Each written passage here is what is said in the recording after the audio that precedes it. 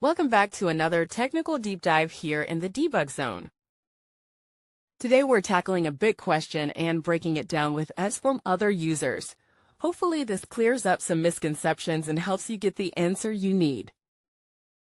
So buckle up, stay a little curious, and let's jump right in.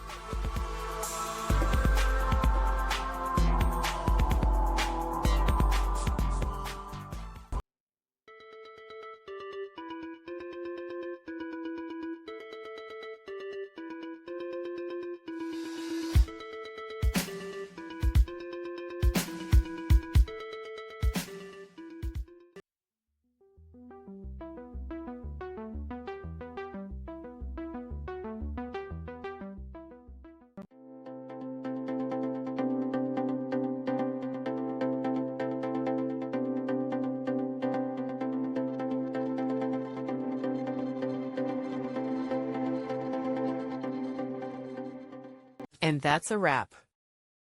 I hope you found the answer you were looking for. If you did, take a second to hit that subscribe button. It really helps out. And let me know in the comments which solution worked best for you. See you next time in the debug zone.